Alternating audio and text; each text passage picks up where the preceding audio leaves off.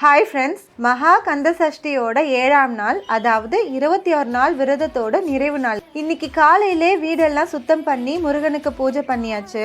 வாங்க ஃப்ரெண்ட்ஸ், இன்னைக்கு என்ன சாப்பாடுன்னு பார்க்கலாம். சாதம் வடித்து வச்சுருக்கேன். அடுத்து இன்னைக்கு கடலைப்பருப்பு போட்டு முள்ளங்கி குருமா தான் வச்சுருக்கேன்.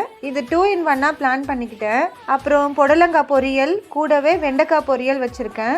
மார்னிங் பிரேக்ஃபாஸ்ட்டுக்கு பார்த்தீங்கன்னா இட்லியும் முள்ளங்கி குருமாவும் செட் ஆகிடும். அப்புறம் சூடான ரசம். முருகர்கிட்ட ரொம்ப முக்கியமான விஷயத்துக்காக தான் நான் இந்த 21 நாள் விரதம் இருந்தேன். நான் இந்த விரதத்தை ஆரம்பிக்கும் போதே அவர்கிட்ட கேட்டது என்னன்னா, முருகா, நான் 21 நாள் விரதம் இருக்க போகிறேன். இந்த விரதத்தை எந்த ஒரு தடையும் இல்லாமல் நல்லபடியாக முடிக்க நீ தான் எனக்கு கூடவே இருந்து அருள் புரியணும்னு சொல்லி தான் ஸ்டார்ட் பண்ணேன். அதே போலவே நல்லபடியாக நிறைவு பண்ணியாச்சு இந்த விரதத்தை. கை குழந்தைய வச்சுக்கிட்டு இந்த வருஷம் என்னால் கல்யாண சாப்பாடு அளவுக்கு சமைக்க முடியலை.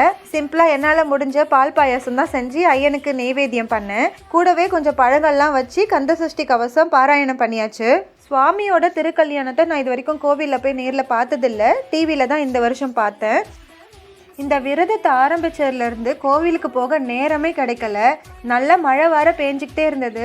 ஈவினிங் பூஜையை முடித்ததும் மழை விட்ட மாதிரி இருந்துச்சு. எப்படியாவது இன்னைக்கு கோவிலுக்கு போயிட்டு ஐயனை பார்த்துட்டு வந்துடணும்னு நினச்சேன். சரி, கூடவே கொடையும் எடுத்துக்கிட்டு கிளம்பிட்டோம். இதான் சான்ஸுன்னு சொல்லிட்டு திருக்கல்யாணம் பார்க்க ரொம்ப ஆசைப்பட்டேன். எங்கள் ஏரியாவில் இருக்கிற கோவிலில் 9 மணிக்கு மேலே தான் ஸ்டார்ட் பண்ணுவாங்கன்னு சொன்னாங்க. குழந்தைங்களை வச்சுக்கிட்டு ஈரத்தில் அவ்வளோ நேரம் நிற்க முடியாது இல்லையா, அதனால் திரும்பி வந்துட்டோம். ஆனால் சுவாமியோட திருவுருவத்தை தரிசனம் பண்ண திருப்தியோட வீட்டுக்கு வந்துட்டோம். எல்லாரோட வேண்டுதலையும் கண்டிப்பாக ஐயன் நிறைவேற்றி கொடுப்பாரு. நானும் முக்கியமான வேண்டுதலை தான் கேட்டிருக்கேன். கண்டிப்பாக நிறைவேற்றி கொடுப்பாருன்ற நம்பிக்கையில் இந்த விரதத்தை முடிக்கிறோம். Bye friends.